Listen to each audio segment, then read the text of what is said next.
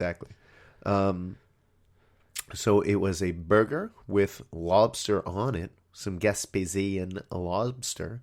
Yeah. I had trouble saying that. Let me take two on that. Some Gaspésian?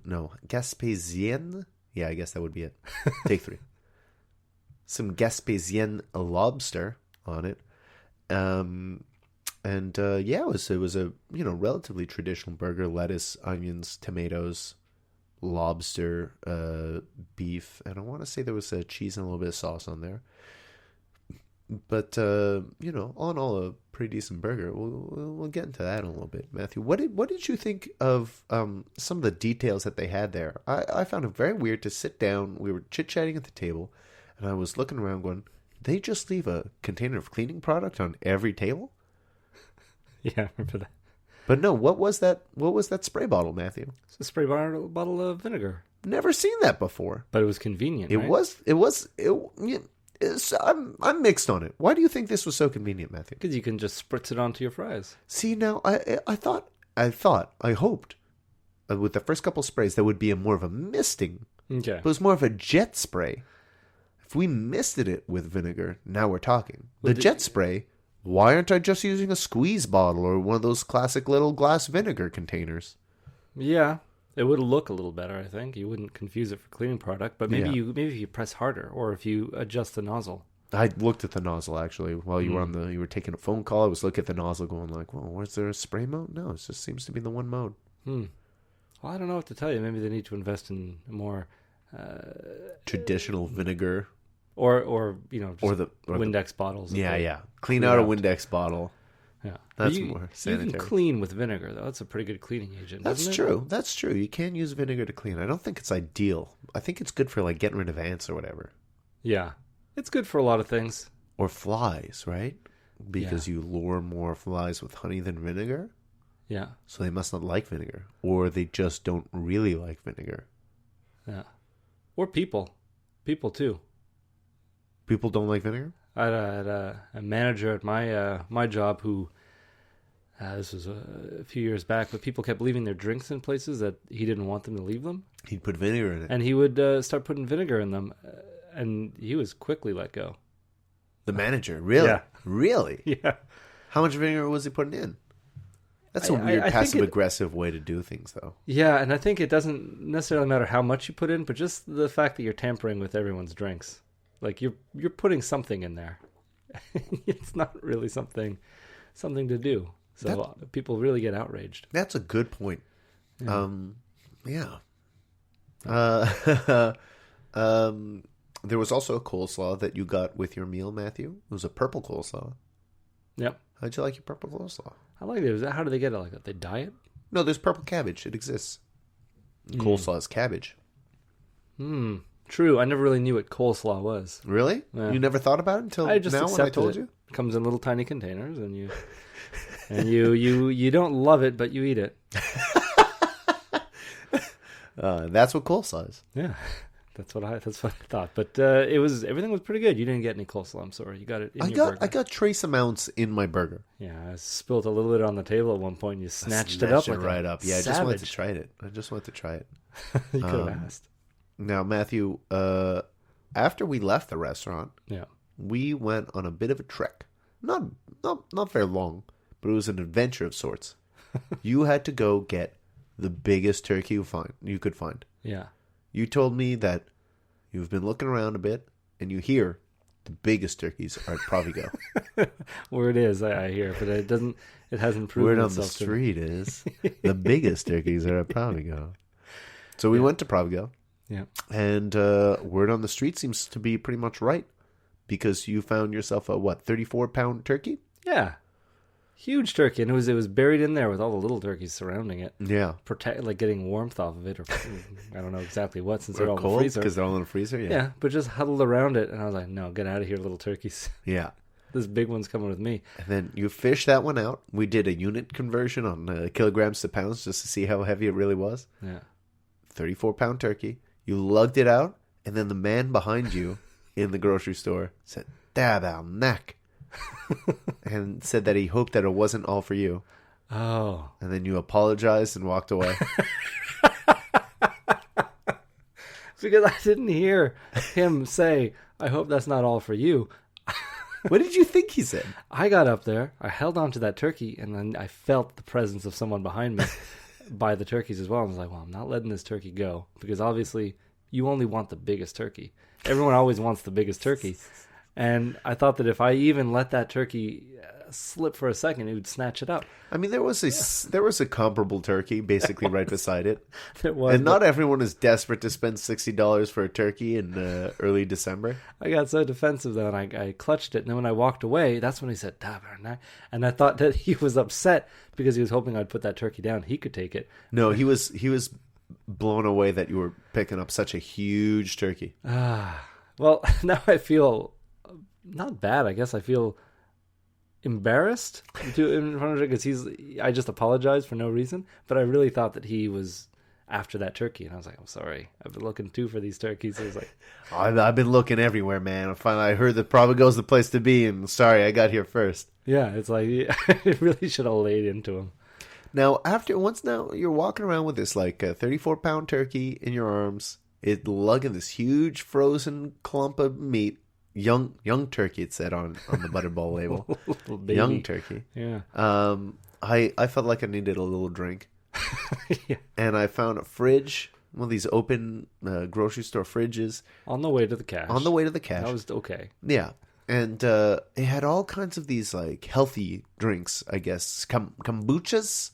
You ever had a kombucha? I don't even know what language you're speaking. Yeah, exactly. It seems like a healthy, hip thing where they ferment in their bottle or something. I don't know what's going on in there. They had a few. I was trying to figure out what flavor I want. No, I'm a simple man, Matthew. I'm more familiar with a selection of flavors that are provided to me by a Gatorade. Maybe something like a Blue Crush. Okay. What does that taste like? I don't know. Something called the Iceberg. I don't know. It probably tastes good, though. You've been conditioned to expect a certain amount of consistency among those flavors. Yeah. At least a color to flavor correlation. Like, who knows what blue tastes like, but you've got a pretty good read on it by now. I actually kind of know what blue tastes like. Yeah. And then I see these flavors like Seraphim and chlorophyll. Yeah. Seraphim sounds like a weird name. Chlorophyll, isn't that what's in plants to make them grow? I mean, you're asking the wrong person. I thought it was what was going to knock you out. Yeah, it's chloroform. That's chloroform. Close, yeah. Too close. Another one was like lemongrass and roses. These all sound like hippie names too. Yeah, totally. Lemongrass? Right? Oh, Madonna Lemongrass. She doesn't get along with the others. She's too sensitive. Maybe she'll get along with, what was the first name you said? Seraphil? Yeah, Seraphil and lemongrass. Seraphil and lemongrass will play together. I don't know. They won't play with dolls because they're too sensitive for that type of thing. They don't want to be judged. They'll just don't assign a gender role to them. Exactly. They're just going to like lean on a bridge and contemplate the water running underneath it. Oh man, I don't even know them and I hate them. But yeah, I couldn't. I was looking at these. Look at these colors. These vague, like rosy, yellowy colors. Couldn't get a read on what flavor I'd get out of it. Said, forget it. I'm going to walk to the other end of the store, and I'm like, what kind of sweet drinks we have over here? I picked up a couple of wine coolers with basically equally vague names. Like, what was it? Summer. I got one right here. I got Tropical Splash and Summer Passion. But you know what? I read names like Tropical Splash and Summer Passion. I know what I'm getting into. Chlorophyll and Roses. I don't know what the hell that's going to taste like. The Tropical Splash is a feeling, what's the other one again? Summer Passion. Summer Passion is definitely a feeling. That's not a flavor I at all. I just finished drink. I still have a little sip left of the Summer Passion. Yeah. And you know what? It tastes fantastic. Not quite like Summer Passion, really. Yeah. But delicious, and something I would definitely drink in the summertime. Now that we're on the topic, though, I might as well crack open my Tropical Splash. Hit my microphone. Try that. You're non-alcohol. All over my new carpet, you're letting not much. Just splash out your non-alcoholic wine coolers. Doesn't look like it. That's insulting. So it tastes better. It definitely sounds better than chloroform and syphilis.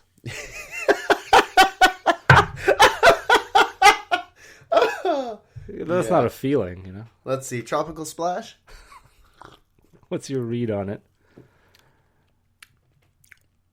It's not as good as Summer Passion, but it's good. Yeah. Summer Passion, it's hard to beat. I would drink either one of these out of pineapple any day of the week. Yeah. Or a coconut. Yeah.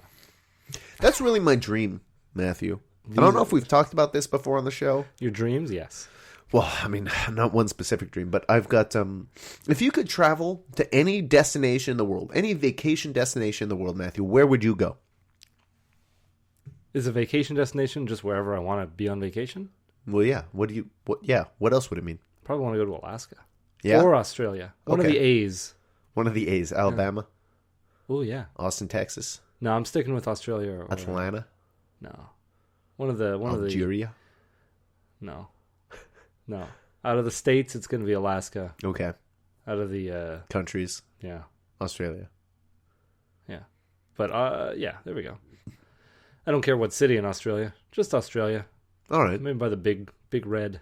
Gonna fight with a kangaroo? Yeah. The other viral video I saw yesterday that caught my attention was a man saving his dog. His dog was in a headlock by a kangaroo. Not kidding. He runs over, and the dog's trying to get away. And when the kangaroo sees that there's a bigger, scarier person around than the dog, he goes, okay, let me switch my attention here. Lets the dog go and stands up to him. And then they both get in like a boxing stance. And the man just clocks the kangaroo before like gathering up his dogs and running away. And the kangaroo runs away as well. But he clocked that kangaroo right in the face. And the kangaroo was like, whoa, this is serious now. Yeah. All right, I'm out of here. I feel like these are like, there are stereotypes for a reason. Like, yes. Right? That's what Australia is like. And that other video mentioned earlier, that's what Canada's like. And it's true. Yeah. But back to your dream vacation. Dream vacation. My dream vacation involves time travel as well. Oh, I'd like to go to Hawaii in the 1950s. Okay. Now, what's different about Hawaii? I feel like when you're on the beach, that could be timeless.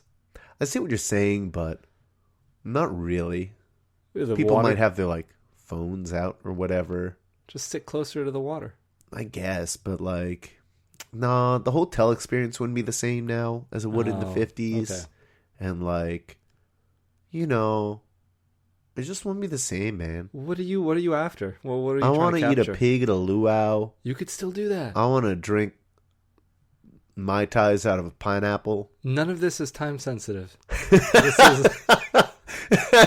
I want to feel in danger when I fly there. There's always a bit of danger. Okay. The 50s was a pretty safe time to fly, no? I feel like the music would also be different.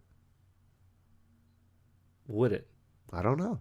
Don't they just play ukuleles? I just want slide guitars and ukuleles.